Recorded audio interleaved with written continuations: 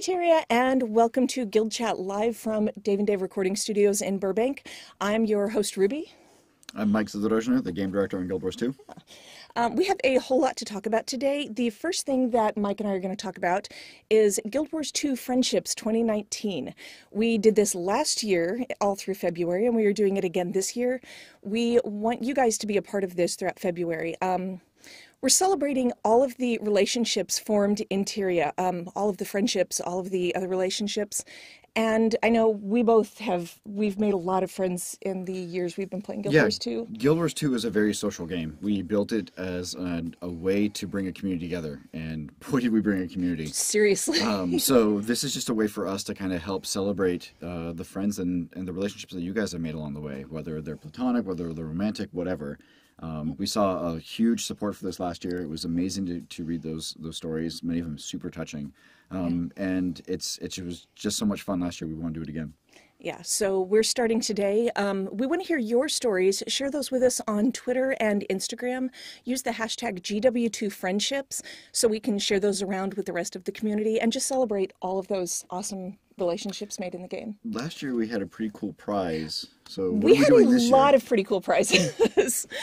So this year we are doing a sweepstakes again. If you add the hashtag GW2giveaway to your GW2Friendships hashtag, you'll be entered in our sweepstakes to win some Guild Wars 2 gems, maybe a commission for 2 in-game characters done by some of our creative partners, or a trip for 2 to Gamescom. So you can take your friend to Gamescom with you, and we would love to see you there. Yeah, Gamescom is always a fantastic event. It's always great to reach out and meet the community. So if you get a chance to be a participant of that, it's super cool. Yep, and doing it on us is even better. So, yeah, so participate. Let us know your stories. Share your stories, your pictures with GW2 Friendships, and we will just spend February enjoying all of that. So. All right, but while we are down here in Burbank, we have had an awesome week. We are recording with our voice actors for some upcoming content, and this has been an amazing week, hasn't it? Oh, it's fantastic. When people say, hey, we work with the best in the business, it's hard to not believe that when you're working with these talented people. We have some very, very famous voice actors and actresses who have been with us for the entire journey. Some of us who started recording even before the game launched, so that's like 9+ years of them working with us on this franchise, so almost a decade's worth of recording. And every time they come in, they bring professionalism, they bring amazing kind of creativity to the roles, and sometimes we'll even make some changes on the fly based on some of the creative just spark and instinct that they bring to the performance. So it's great. The show's gonna be awesome to give you a really good look behind the scenes of how we get from us developing in the studio up in Bellevue to when we come down here and how we do the recording. Yeah, so we're going to talk about that today. If you're a fan of the Behind the Voice video series we've had on YouTube, where we've been talking one-on-one with the actors, we've also spent the week making sure that we're going to be able to continue that through 2019. So look for that coming up. Right now, let's take a quick break, and we're going to talk to some of the people behind getting these voices into the game. So stick around, we'll be right back.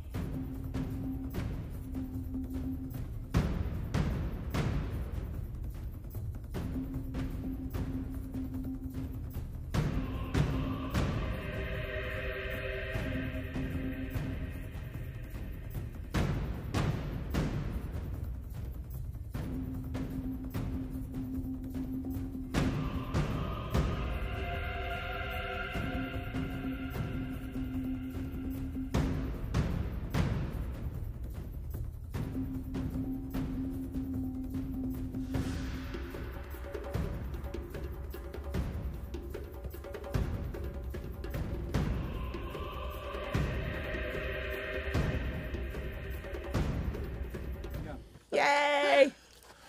All right, so we're going to start. We're going to go down the line. Everybody want to introduce themselves? Okay. You know how this works. You know how this works, Yes. you guys. Okay. All right, we are back. Plus, there's only one camera to find. Yes, there's only one camera to find. We have been playing People Tetris in here. So let's just go down the line, and I'll let you guys talk about who you are and what you do for Guild Wars 2. Alrighty, my name is Matthew Mercer. I'm a voice actor, and I'm the voice of the male Norn player character. Awesome. I'm Eve Eschenbacher. I am the voiceover lead. I'm Tommy Callahan. I'm a producer from Blindlight, and we take care of the voiceover. And I am Tom Abernathy. I'm the studio narrative director for ArenaNet. Awesome. All right. Also, a huge shout out to Blindlight and Dave for their hospitality this week and every recording session. They are amazing. Good people. Thank you very much. All right, well, we're going to talk about, this is kind of a continuation of a previous guild chat where Eve and I talked about getting the voices from your guys' brains into the game. So we're going to talk about what happens in between that process. Eve, can you kind of run us through the narrative and review process a little bit with Tom's help? Okay. So, as we're working on the game, we've got a deadline in mind that we're working towards. We're running office hours with Tom and the entire narrative team, reading the scripts out loud and kind of tweaking. That part of the process basically is, we feel really strongly, since we're writing for spoken word, that the scripts, as soon as they're at all ready to be shown to anybody else, should be brought to a group and read out loud. So we iterate from that point on with the whole writing team, reading scripts, sort of going through, identifying things that we think can be tightened up, made better, whatever way, and kind of crowdsourcing the fixes, and it's proved to be a really robust process for us.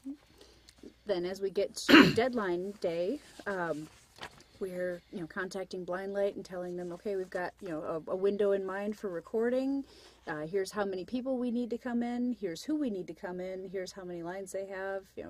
And Tommy starts doing the schedule Tetris. Yeah. So we can imagine. So how much fun is that? Oh, so much fun. Do not envy you that at all. It's it's a puzzle to be figured out. And just embrace it as a positive thing. And then when you get to the weekend, you can, eat unhealthy things and cry. Okay, so I mean, I isn't that everybody's weekend? Fair enough. I called Tommy up and I was like, okay, I need these 25 people with varying schedules for this 1 week window. Right. Go. Good luck. Okay. It's astounding that it usually happens without any problems at all. Yeah, I It's mean, a Tommy's testament like, to you. sure it does. Yeah, I mean, so not that what we happens- see, yeah. Yeah, what happens between the phone call and the tears? they're immediate. No, there's a little bit of dance finding out everybody's schedules for those, for that range, but it's certainly doable. So we also kind of go off of how many lines we're thinking we're going to have, because that tells me how much time we want to ask people if they're available for. So we just kind of go back and forth. Can you come in? Yes. Can you come in at this time? I think so. We'll pay you to come in at this time. And then That- and then it's like a hard yes. Oh, Oh, in there's that money. case. Yeah. Okay. It's a motivator. So. Yeah. It's understandable. So that's the broad scheduling part of it. It sounds very easy when I say It like does that. not, is the thing. So how does that get to you then, Matthew? They contact my agency and give me a kind of a general idea of dates they're looking at to schedule sessions. I check in with my schedule and see if I'm available, and if I am, I'll be like, cool, I'll hold that for this and make sure that nothing else gets booked in that time. Or I'll be like, I already have something in that space, and then we'll rearrange until we find a place where it fits in their schedule. And then I just excitedly count down the days until I get to come back in here and, shout angry Norn things. It's fun. Don't we all? Oh, more often than you know. Spirit! That was pretty good. Have you considered? Okay. Don't be have a stepping on my territory. I have a terrible instrument. in your I lane, could never Tom. be a voiceover actor. No, hold on. There's a fight brewing, and I'm interested. It's all the sexual tension in the room coming to head. Yeah. And I'm outside of my line, and I'm comfortable with that. All right. So, what does the lead time look like? I mean, you get the call from Eve. I don't even know how, I'm not in on that phone call, so I don't even know how far in advance. Usually it's a couple months in advance to start fleshing out the, like here's the window we're looking at and roughly what we're looking at. But it really comes down to like the last couple of weeks before that deadline. It all comes together very late. I tell everybody in the office it's not real until we have the scripts. Till then it's just a well-intentioned. But we do get you the scripts earlier than a lot of people do. let's just say everybody. I mean, it's factually accurate. And I mean, like the reason that we do that is because we're well aware of how much chaos can happen at the end of the process, trying to organize all this stuff really late, and so we want to, keep as much of that out of the process as we possibly can. So we do make an effort to get everything tightened from our end and shipped to Blindlight a week before, if possible, so that they have some time to And to that point, too, even on our end, I will say this project is the only game project I work on that is scheduling weeks, sometimes months in advance. Right. A lot of times it's like, all right, this game's booking you tomorrow at 9. Can you make it? That's more often than not just how it works out. So this is great to like, all right, we need you 2 months from now on this Tuesday. Can you set that aside? It's so much better for scheduling. It makes things far more doable for me. Yeah, it helps that we publish on a fairly regular cadence, so Yeah. so that sort of helps us be ahead of the 8 ball in that way.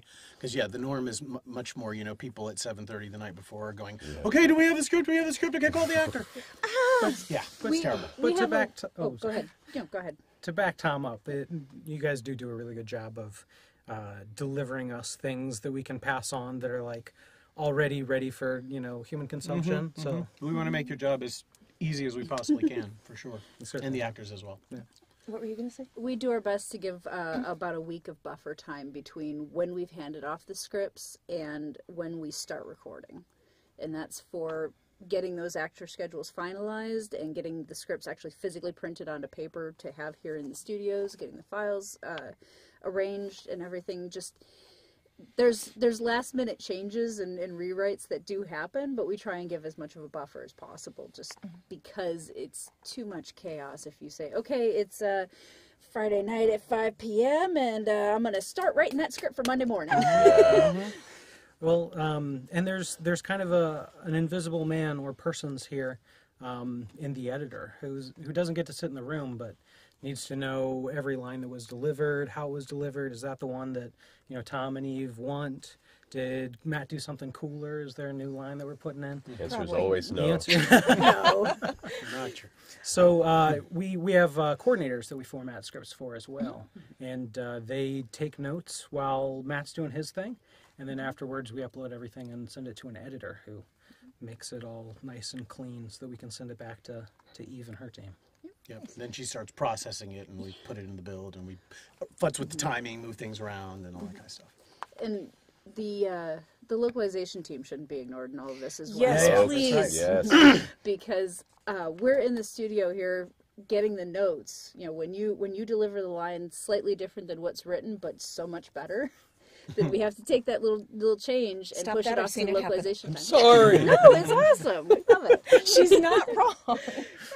But it's sometimes it's just the delivery works better, and we're not you, so we're gonna get it as clean as we can. But sometimes what you deliver is a little bit better. We'll rewrite that. We'll pass it off to the localization team to get those retranslations made, because while we're recording this week, we're getting audio handbacks starting this week and into next week. But localization is going to start the following Monday.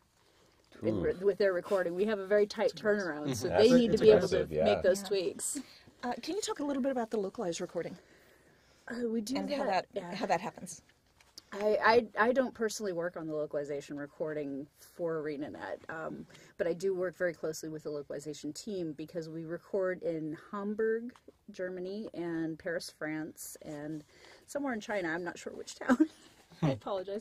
I don't know where the studio is, but we have to get those scripts over to them, and they use the English audio files as reference. Oh, gotcha. So they listen to the English audio file for, how loud was this? Was it projected?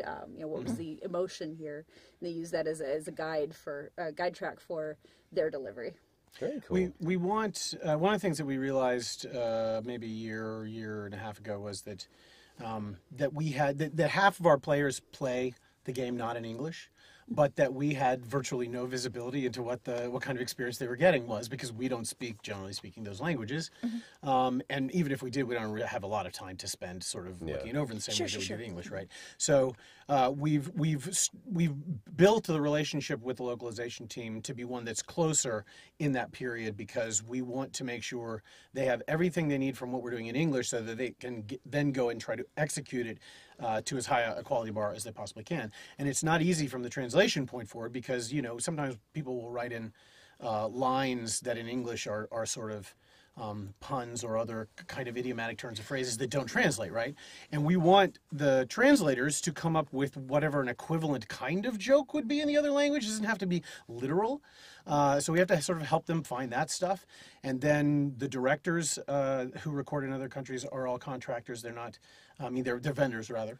And so we've really tried to bring the localization team in as close to the narrative team as we can, so that they understand and are part of our process, and therefore are not mystified when they're going to try to execute in other languages, you know. Right. Yeah, and they're great. They do amazing work. That's actually something I'd wondered about, because I've seen puns here and there in our stuff, or very, very English-speaking directed things, and I had that kind of, I wonder what we'd do about that, because I don't speak those languages either, but it's interesting, and it's really good to know that we aim for an equal experience in all language, because like you said, a lot of our players do. You guys, a lot of you play in non-English. So. Yeah, that's right. Yeah, I appreciate that. All right, so we talked about getting the script to you guys. When does that get to you? It gets to me, actually, I get the scripts in this project in advance, which never happens in games. Most projects... Did you want that to stop, or...? No, it's... Sure, if it's an imposition, we can... Yeah, you do. No, context is so great, but because the turnaround's so quick, or it's just people don't think about it. Often games, you walk in there, and the first time you're seeing the script is when it's there on the mic stand, and they're just like, all right, line one, go. That's right. And so you're kind of, it's using your instincts and whatever context you've been able to get from line to line.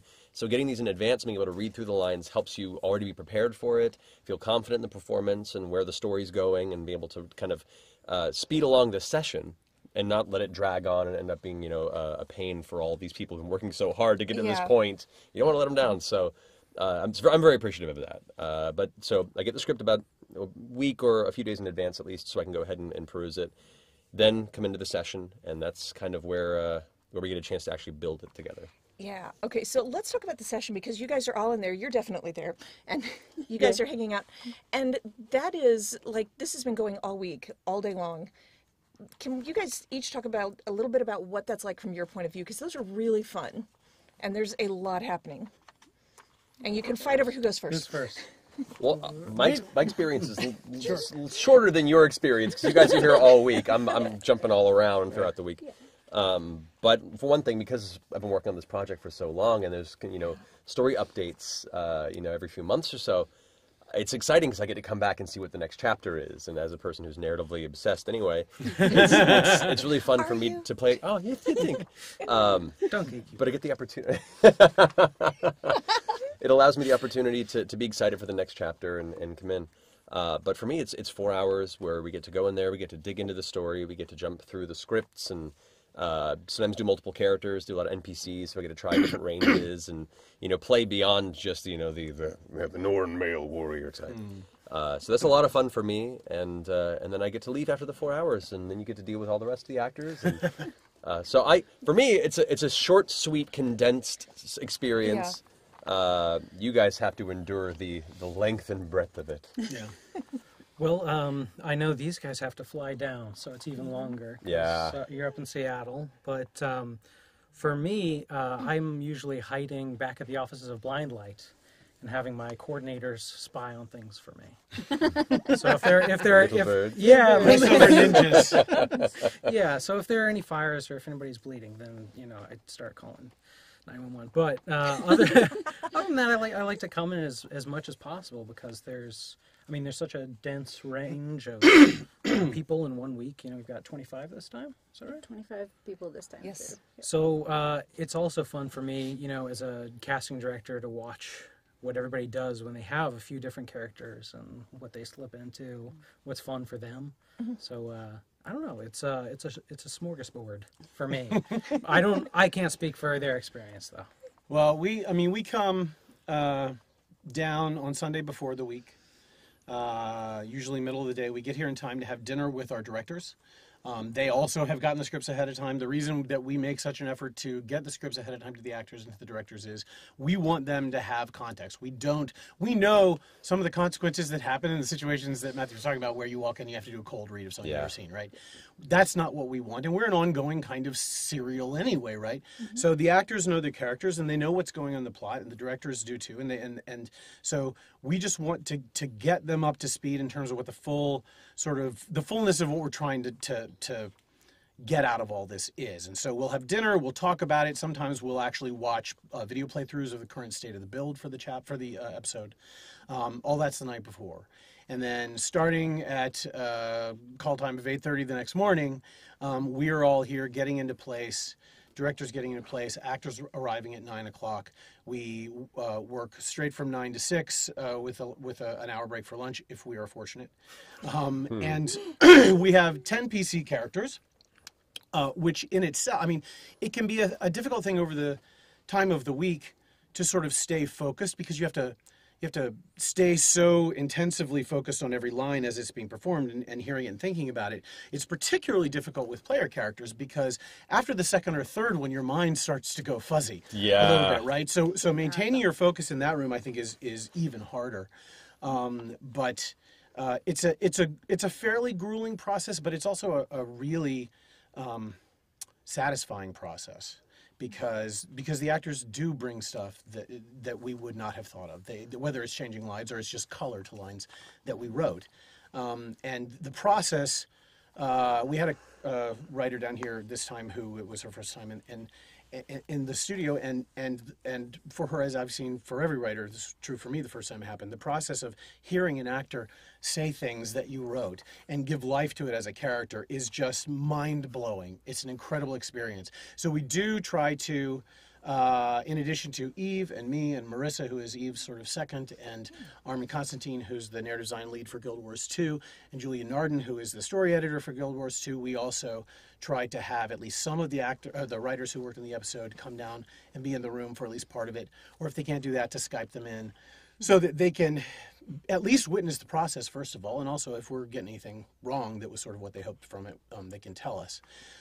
We also then, during the week, we will have early in the week at dinner with Tommy and Bo and Lev, usually from Blindlight, just to sort of sync on how the first day or two went, and are there any significant problems that we need to work out. And then Blindlight frequently is nice enough to take all of us out to dinner at some point during the week, which is great and really expensive for them, particularly a week like this where we had everyone here. Yeah, we had a huge group down this week. We wanted everybody who helps us behind the scenes, like the editors and QA, to be invited to the big family dinner for the last episode of the season. And it was wonderful. But we also had, we also tried to get, we've been trying to get our team leads, the design team leads down so they can see what the process is like, right? Yeah. Lindsay Murdoch, who is the content lead for Guild Wars 2. Mike Z, who we've already spoken to, like he hasn't been down here like 8 years. Lindsay had never been there. You know, everybody wanted to sort of come and be a part of it this time. And so it was a packed room, and we were a little worried about whether that would be distracting or difficult for the directors to sort of, you know, you can be obnoxious to directors if you're not careful when you're in a room like that. And but everybody mostly behaved themselves, and it all went pretty well. There was a reason I was like huddled down at this end of the hall all week. I was like, I don't want to be in the way. Right. How about you, Eve? So what I'm doing and sitting in the room for all of this, we try and have narrative and VO team representation in the studio, because, you know, narrative's bringing the, like, this is what the arc is, this is what we wrote, what we need, but Marissa and myself, we're listening also for that context, you know, giving the context behind the scenes, and also taking all of those notes for localization. We're the bridge between narrative and localization, and just everybody trying to get, you know, let's make sure we get this tweaked right. Let's make sure that, you know, we hit the word right, or if we, you know, we changed it, that we have those notes so that localization can turn around and get those in. My laptop looks like a mess as I'm sitting there because I've seriously got the spreadsheet open for my notes on one side, the script open on the other side, and I'm VPN'd into the dev client so I can get context if I need to. Somehow Yarn connecting your crazy map on your laptop. It's weird. You were talking about the mail. Push pins. You were talking about the mail. It's weird. The connections, I see it. it. I can see it.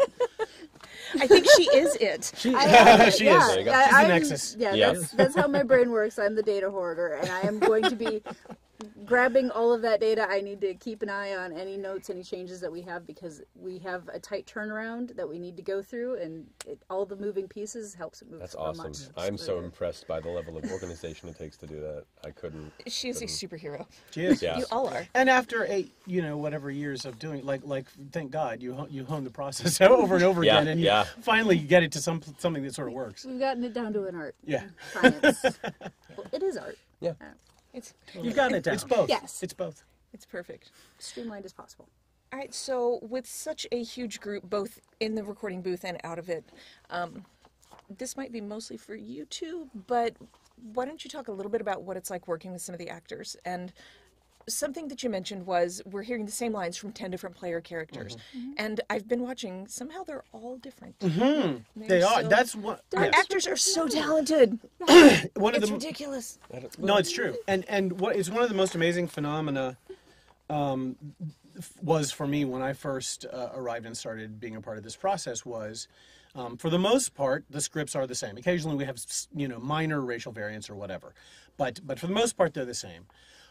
But what really surprised me as I watched the different actors come in and do the player characters was that because those actors are all different and what they bring to it is different, that each of the PCs is different. Even though they by and large have the same words, they don't necessarily have the same attitude or take about everything. And I love that. I love the variation and the diversity of choice that it gives players. I mean, it's a really different experience, I think, playing, a PC Asura female than it is playing PC Char male. I mean, it's just it's a different thing, and that's awesome. And as you go through the script, I mean, or the golden path, what is it, like 95% of the lines are the same? Yeah, yeah. I mean, we don't do a whole lot of variants just because we don't have a lot of bandwidth to. But if you ever go on and watch somebody play a different player character than you normally do, there's a big difference. Yeah, that's right.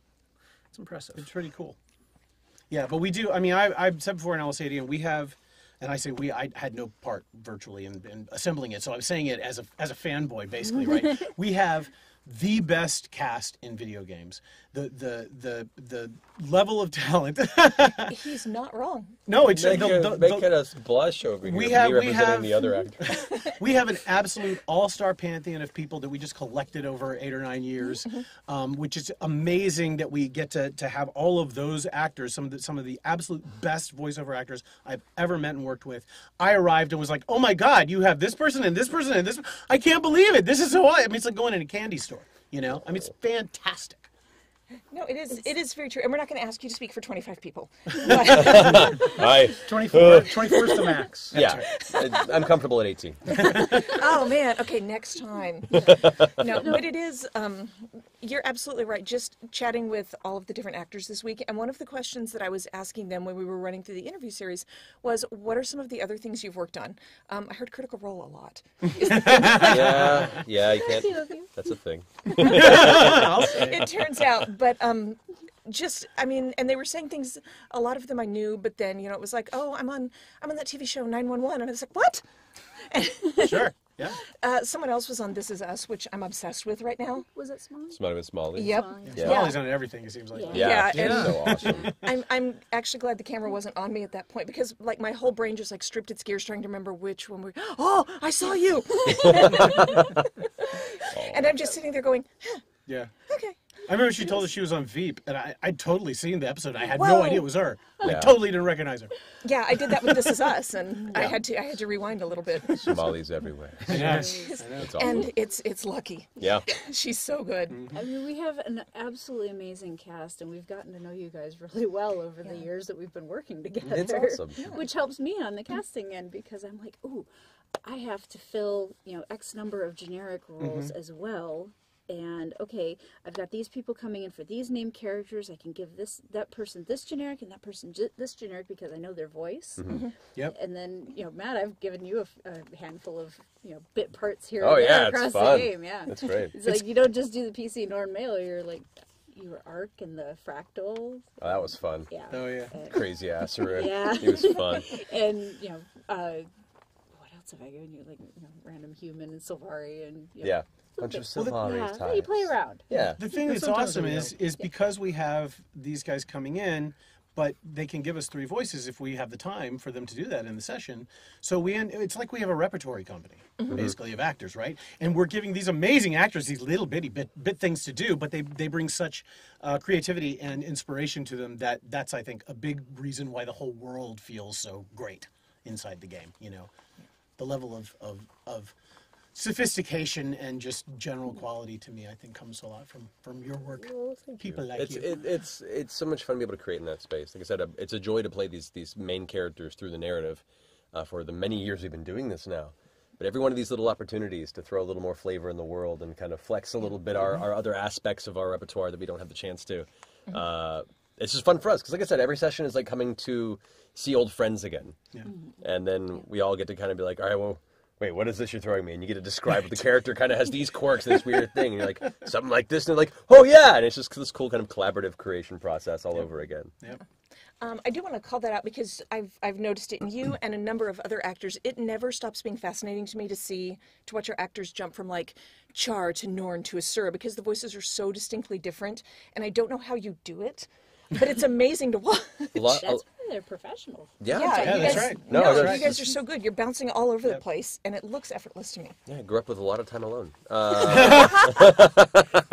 No, it's that's kind of that's our career path. You know, we like to be performers, like to be actors, but many of us we focus specifically on voice and finding a dynamic range in that space so we can play all these different personalities and a lot of things that we would never do on camera. I've done on camera for years, but it's always been a very particular type because I'm a very particular type. In voiceover, I get to be demon princes. I get to be, tiny animal tinkerers. I get to be, angelic beings, like things that I would never be considered. Yep. And so you spend your time in your own little private space, probably driving on the freeway or when you're in the shower, making silly voices just to see what you can come up with, and hopefully one day have the opportunity to tailor that cool idea that you came up with on the spot to one of these characters you guys present before us. I hear you ad lib in the studio, and I'm always filing it back away. I'm like, oh, Matt did that thing. I can give him this character, or I can give him this voice because I know. And we he can write do to it those now. things too. Yeah. Yeah. My rambling psychosis has a positive benefit. Yes, It turns out it's a profitable. job interview you didn't know you were having. There we go. There we go. I have a question that I want to drop to you from a viewer. What's the technical process like when you're working like with Sam doing Bram, like with a Norn or with a Char? Because that needs some work on the back end afterwards. So he gives a performance, right in the booth as we're there for Sam when he's doing Bram's voice. He drops his voice down just a little bit from his normal speaking voice because it's Norn. But the processing does the heavy lifting once we get back to the studio. We take the audio files that of Sam's finished performance and run them through Nuendo and our processing system, or our processing paths that our audio director has built. So like Norn have a process, and I can just batch run it so that when it comes out the other end. It's Sorry. fine. We Out all the went other end of the computer process. We all went there. This It's is why okay. I'm not allowed to talk sometimes. This is why I But no, love when you it's talk. so that it goes from Sam down to Bram. Yeah. Yeah. Sam to Bram. Yeah. Sam to And, Bram. That's I the next mean, T-shirt. Yeah. We'll ask him. There you go. Right? And I mean, it takes your voice as well because you're Yeah. PC Norn male. You drop down from your normal speaking voice. Yeah, it's still pretty low, and it's that, but you want the Norn to be even more. Sure. You're 9 feet tall. Yeah. I mean, Oh, damn. Yeah. Why did you go Sam first? You're standing right here. I'm sorry. To be fair, I usually go to Sam first. Then. It's okay. It's fine. That is I think the session last April that I was at, one of the things you played some references for Sam, and it was post-processing. And I remember he just listened to it and went, Jesus.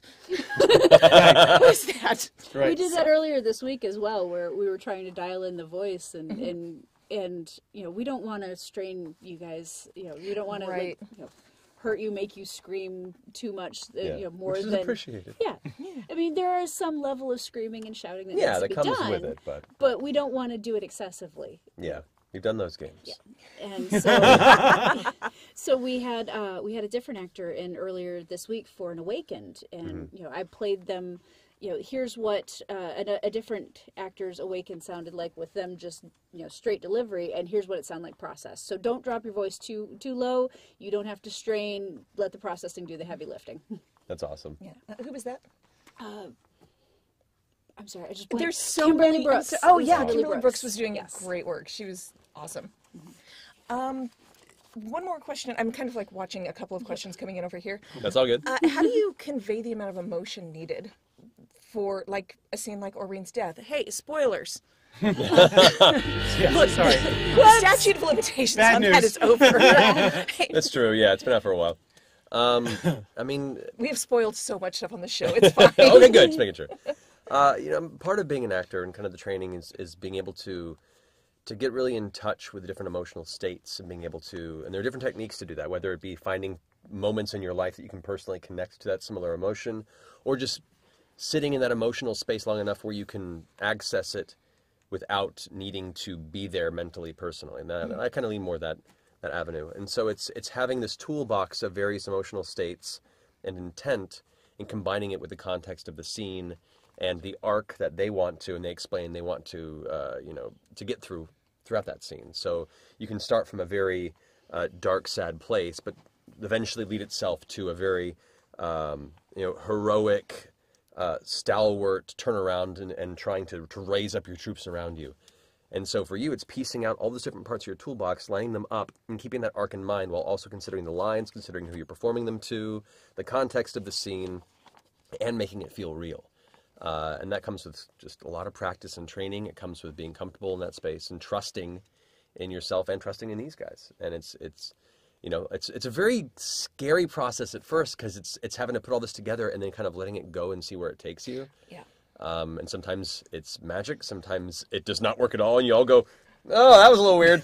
Let's try it again." You know. But that's part of it too. Is you're trying things out. You're you know, we usually do 2 takes per line as we go through the script.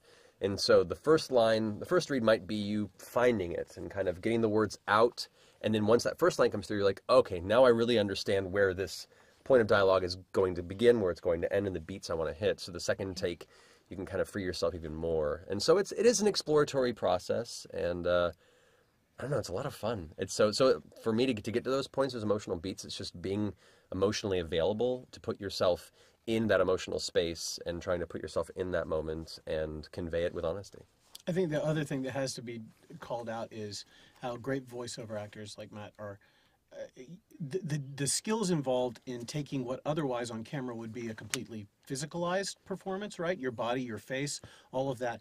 And somehow reflecting all of those things, but only in your voice, is we've talked about this before, it's a very, very specific set of skills, and not everybody can do it well, and those who can are astounding to watch. Thank you. Yeah. It's a unique skill set. You're being sweet. Of course. But it is because if you push that too far, it becomes bad voiceover, which, you know, gaming definitely started in a rough Sure. spot. Many, you know, back when I grew up, and the subtle nuances, the raise of an eyebrow, the half-cocked grin, the lean, you know, to a knowing nod, to the hand on somebody's shoulder. These are all things that on camera are conveyed with subtle facial expressions and physicality. You have to have that come through in the voice, but just enough. Yep. Otherwise, it gets a little campy. Campy's great in its place. It but- is, yeah. If that's your genre you're going for, but But I mean, we can hear that in your voice, and you can hear it in the final product, even though the players aren't seeing that hand on the shoulder that you're doing, or that, you know, cocked eyebrow, or that grin. You can hear it in your voice because you've that makes me happy. Yeah, it's true. Yay! But the thing I notice consistently, and again, you do it, and I've seen it in every actor this week, and I remember seeing it before, those gestures, those facial expressions, the movement, that's all happening just to make it work, I guess. But it's interesting watching how much every actor gets into it. Yeah, well, it's theater of mind. You're putting yourself, at least for me and many actors, kind of in a similar space. We are imagining ourselves in the scene. We're seeing, you know, the fields of broken ice before us. We see the soldiers walking past with, you know, solemn expressions. We see the old friend who comes to us asking, you know, what happened? Are they still alive? And so in that moment, when they give us the context of the emotional state of that scene and what's happening around us in that space, we imagine, going through those motions. And some people it's a very still experience and it's all imaginary. For people like me, it's a little more physical, and my hands and gestures tend to follow suit, and I don't realize it. And then I realize you guys have a camera and they're filming me, and you're going to put it on YouTube, and I'm like, oh well, here we go. Sorry. It's all good. It's all good. But yeah, it's a natural instinctual part of putting yourself in that scene. Yeah, it is, and it's a good thing. It's not a bad thing. Yeah, It's not it's like, good as long as you're not "Wow, hitting the look at-" microphone, or like I've had group records for animation where it's been a lot of people around us and we're doing a fight scene, and I'll all right, so throw a giant swinging punch, and I'm like, "Huh!" And I'll look over, and the person who's sitting next to me is like, just barely dodged my attack, and so oops, sorry. So it can be detrimental at some points. Yeah, there's been contact made with objects here and there. It does happen. Corey. Yeah. Do you want to tell about that? Sure. I mean, people, probably players have heard it and are familiar Yeah, with it's it. in the but, game, so that's one. Yeah, I think was it episode 5 or episode 4? I don't remember. The one where the That you showed us the other day with Gork running. Yeah, the commander Oh, says yes. something and about something that's Awakened. exciting. Yeah, Awakened. and It and, was and you Leonard hear Chalk. Gork. It was about what? It was like I see chalk and Gorik Oh, is right, like, right. but That's right, in the I movie. hear a thing that I am interested in, and I'm Yes. going to run toward the, Yeah, you- the microphone. You hear him like 15 feet away go, what? And there's this, Hanna-Barbera. Stuff knocking as he- over. Yeah, exactly. He comes to the thing. And that was all our audio designers, and they did an amazing job doing that. But we liked it so much that now we're looking for more places to have sort of off-mic stuff happen. Oh, that's great. Yeah. Ike Amadi, Gorik's voice actor, earlier this week had a line where he was, and I'm not going to tell what the line is, but he had a line where after the delivery of the line, he knocked over his water bottle, and we were like, "Keep it."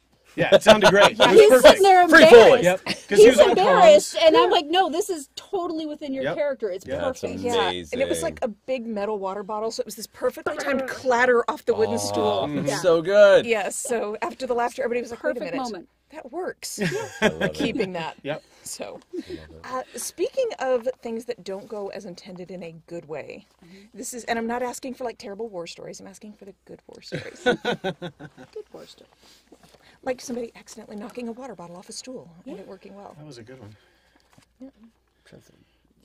Yeah, so it turns out that you'll remember at 2 a.m. That's how Right. it works out. all of the Yeah. amazing things, but I would say, thankfully, I've had no terrible experiences on this project. I've had projects where things have gone interestingly, but everything with Guild Wars for the most part has gone really smoothly.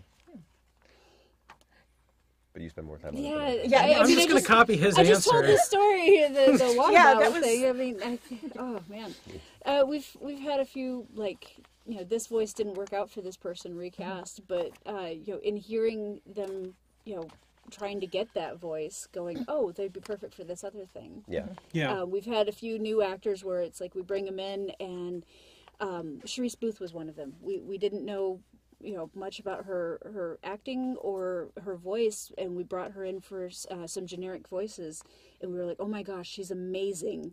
Let's bring her in for more stuff, and we ended up like writing the character of Zafira just for her. That's awesome. And we do that. That's when I say we have a repertory, group of actors. That's sort of what I mean. Like we have actors we work with over and over again, and we come up with new characters for them that we can tailor to their specific strengths and weaknesses. I think that is a recurring good thing that happens That's unexpectedly. really cool, Yeah. actually. Yeah, It is. that's what I'm Another thing I think that happened along the way in the first part of the season with Joko, with Nolan North, was I think going into episode 1, we didn't see Joko as much more, not that this isn't good, but as much more than sort of a very fun villain, right? Right. But listening to Nolan record the stuff we were doing informed the writing that we were doing, and we, with him, he was so funny doing it in a way we hadn't necessarily planned, Right. that we started writing to that, so that by the time you got to episode 3, like, we were just going to town with Joko comedy. Yeah, It was so good. It was Yes. this combination of hilarious and terrifying that was so Yep. perfect. And it was fantastic. And once we found that groove, and he found that groove, and that was the thing that inspired us, we kept pounding it as hard as we could until Poor Yeah. bugger died. It happens. It happens with villains. That's right. Spoiler, that's a couple episodes back. That's right. Yeah, he had it Yeah. coming. Seriously, I was just thinking last episode took we him just out. spoiled all of episode 5. Sure. We talked about everything, so True. Sorry. it's all bets are off, you guys. I'm sorry. The good stories that I'm thinking of still have spoiler stamps on them. So That's true. Yeah, we haven't divulged it's a little everything. hard. There was a slip of the tongue, I think, yesterday with one of the Asura characters that worked out really. It's not anything that could go in game, but it was so perfectly funny. She's trying to say cogs in the eternal alchemy, and it was cogs in the eternal economy, and I was like, well, she's not wrong. Contextually works. Oh man, there are It's so true. many. Our audio engineers have a compilation, I'm sure, somewhere on a hard drive of outtakes that should never see the light of day. They could, yeah, you could. That's friend blackmail there. Like that's you know you appreciate us that you hold on to that and go, no, I'm not going to do anything with it. That's right. Not yet. And not yet. Just for fun, or until it's needed, whatever. Exactly. Oh God. All right. Well, it is getting a little bit late. Thank you very much for your extra time. I Of course. appreciate Thank you for hanging having me, out. guys. We have one more thing, so stick around because Eve has a friend that she's going to bring in, and we're going to talk for that's just a minute. cool. Yeah, she's out in the lobby. I know this friend. She's good people. You'll be happy. All right, So so enjoy all her. the voice actors know everybody. It's like It's you are it's a a family. tight knit family. It That's really amazing. is. Yep. think about like the game design community. Like Yeah. everybody knows everybody. It's Yeah. the same thing. It's Yeah. a weirdly small world. Yeah. So, all right, you guys stick around. We will be right back. Thanks to all of you for spending some time in this room because it is like 1,000 degrees in here. It's very warm. All right, we'll be right back.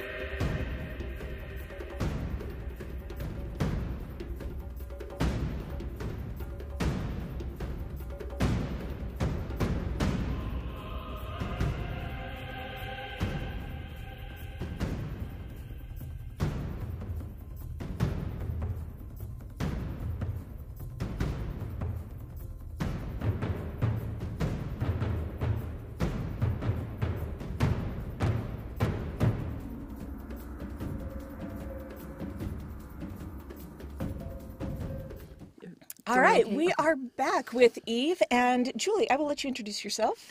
I'm Julie Nathanson, and I've been working on Guild Wars 2 for 117 years. Okay, but really, That's about right. No, I think it's and I was part of the base game and part of the process. I think pre-game for a long time, so I would say it's been like 9 or 10 years. Yeah. So Julie is several of the Asura that you will hear running around in the game. Yes, and Human and Quaggan, and originally Riot Alice, and wait, go on, hold on. Where are some of the other ones? The twins. The twins with Kari Walgren, who's one of my best friends. And the teens in the Vitende Academy and Path of Fire. Oh, yeah. Oh. The twins thing with Kari was really sweet because they know that we're kind of besties.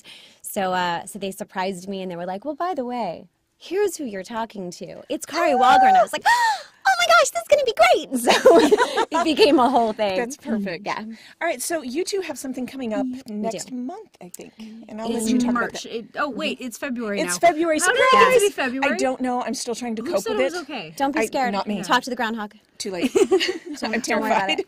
So Yes. yeah, next month. Yeah.